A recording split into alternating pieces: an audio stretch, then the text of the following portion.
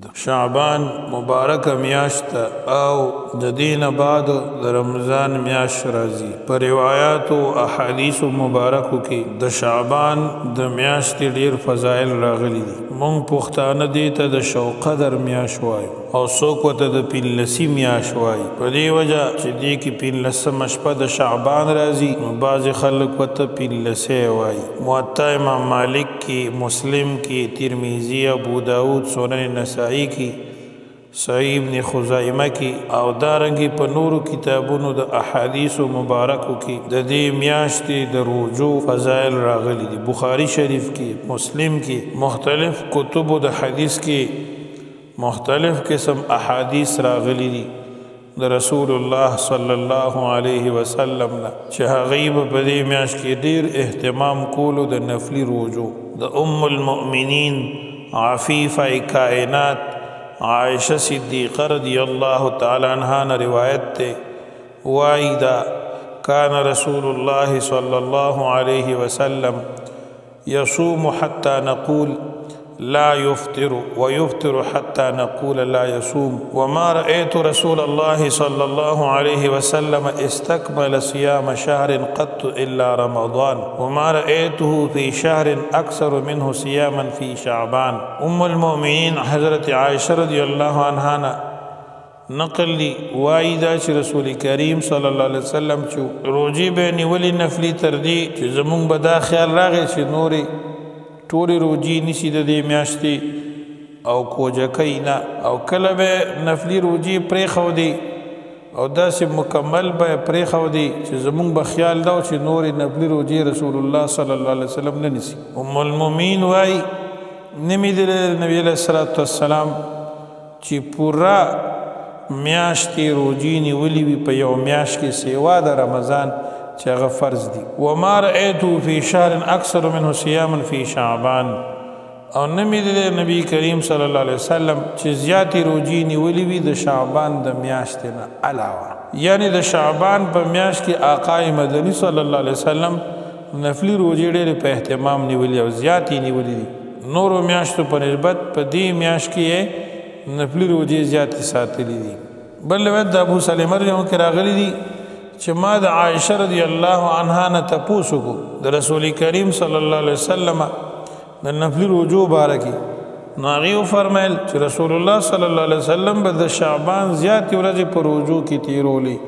مگر لږې ورځې به یې نه نیولې. مسلم شریف کی حدیث دی او د ام المؤمنین عائشہ رضی حدیث بخاری او مسلم، موطا امام مالک او ابو داود راوړی دی. سنن ترمذی کې د عائشہ صدیقہ رضی الله عنها روایت کې داسې راغلی دی ما رأيت النبي صلى الله عليه وسلم في شهر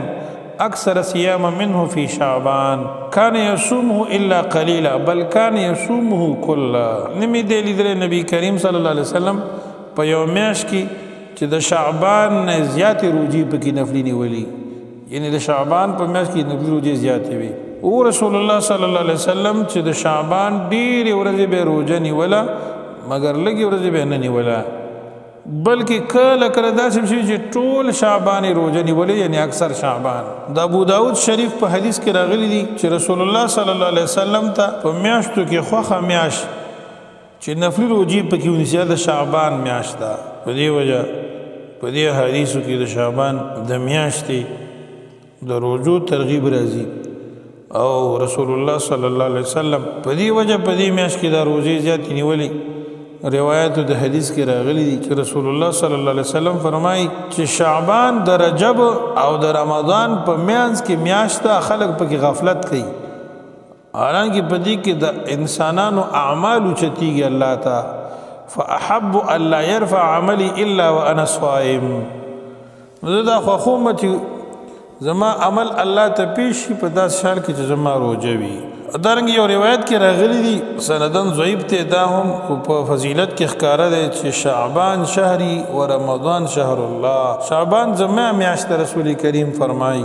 او رمضان د الله تعالی میاشت ده. او روایاتو د حدیث کې راغلی دي چې رسول الله صلی الله علیه وسلم باندې بکله د رجب میاشت راغله نو دعا به کوله اللهم بارک لنا فی رجب و شعبان وبلغنا رمضان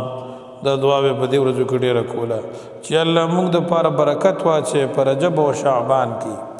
او ورسې موږ میاشتې د رمضان ته چې د هغې روجې وساتو نو دا احادیث په دې دلالت کوي چې دا میاشت د برکاتو ده او په دې کې خصوصا د نفلي روجو اهتمام پکار دی د ام المؤمنین عائشہ صدیقہ رضی الله تعالی عنها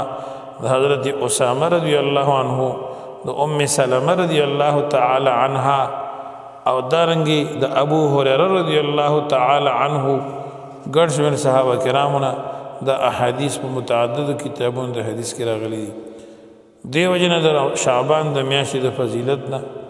انکار نشي کولی الله تعالی دې موږ تاسو ته د ټولې زندګۍ قدر او قیمت را نصیب کړي